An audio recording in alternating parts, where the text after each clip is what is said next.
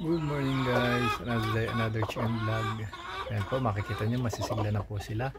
At ito pong ating isa na parang disabled nung una, na may kung tawagin splayed legs o spraddle legs. Tingnan nyo po, nakakalakad na po siya dahil naagapan po agad natin. Nilagyan po natin ng scotch tape, although nakalbo po yung paa niya dahil dumidikit dun sa tape. Electrical tape po palang ginamit ko yun, kaya salamat tayo at naagapan natin. Tinan nyo, nakakalakad na siya ng ayos, nakakatakbo na siya, hindi katulad ng unang araw kahapon na lagi siya nakadapa. Ayan, nakakalakad na siya.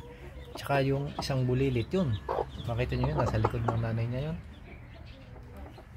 Yan yung tumakbong yun.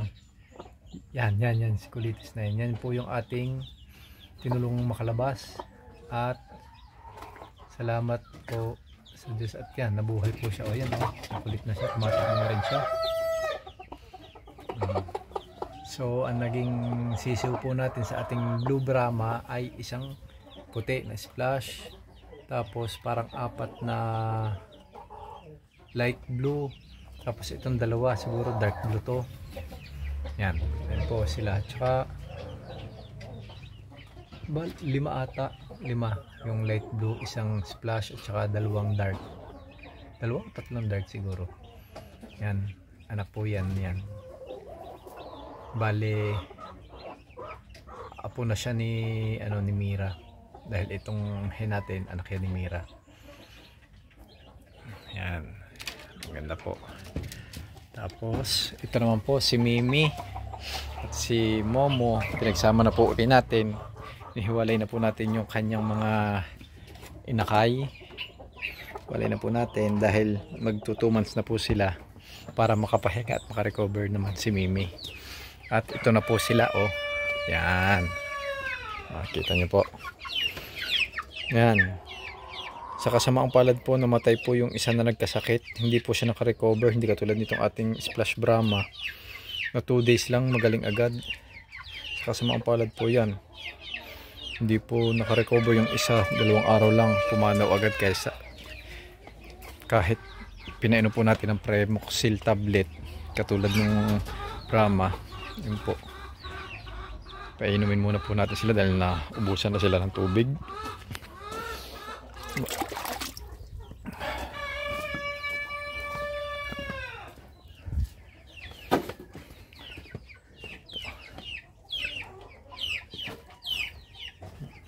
Ayan po, uhaw sila dahil umalis po ako, ngayon po ako nakabalik. Yan, uhaw po sila. Laki na po yung anak ni Makoy at saka ni Choco. Yan po, tatatlo po sila.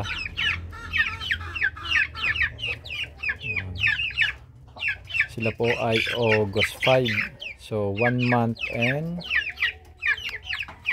10 days, 9 days. Yan po, malalaki na.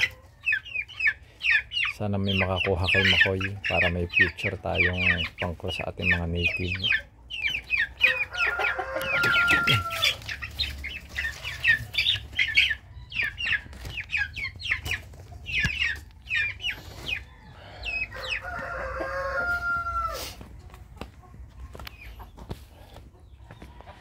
At ayan po, si Maya, handbreed si Maya kay Makoy.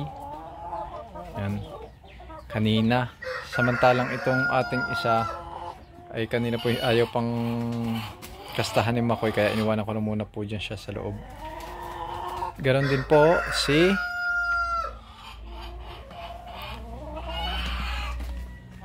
yan, si Mocha, atin pong inihahandbreed. Doon naman po sa ating Siringo. Siringo po ay 6 months na, kumakasta na po siya, kaya sinimula po natin siyang pakastahan para hindi masayang. Nangingitlog po si Mocha dahil si Mocha pag naka ilang itlog, narating niya yung max niya, automatic naglilimlim yan. Ating shamuhin. Yan po si Mocha, tingnan niyo po. Yan,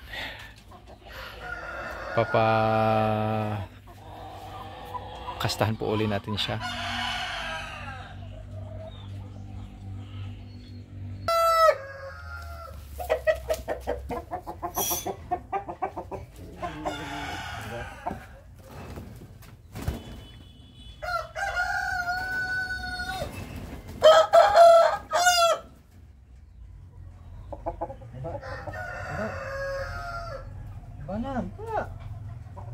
Yan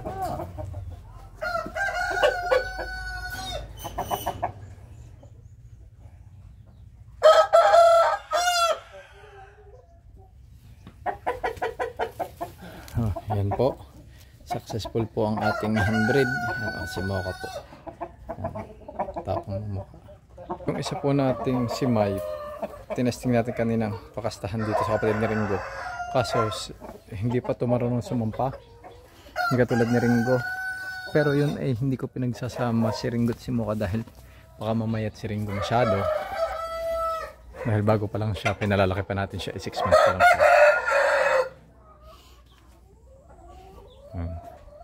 Ito mamayang hapon, bago magpakain, tatanggalin na rin natin yan dyan. Ito naman yung ating mga tatlong hen. Ito mag-ina rin to, yung Splash at saka si Mira. Kaso hindi pa rin sila umiitlog dito si Mira. Yung Splash naman natin na anak niya ay nangitlog na yung dati naglilingin siya. Pero wala naman siyang kasta kaya kinukuha ko yung mga itlog, tumigil pa siya, magsisimula uli ang umitlog siguro 1 week o 1 month. Hindi pa rin naman natin kailangan masyado ang mga sisiw ng Brahma dahil kapipisa lang nitong ating isang batch. Yan.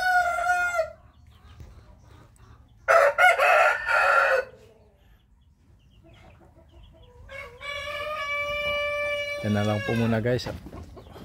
Mukhang masama na naman ang panahon. Baka umulan na naman. Thank you.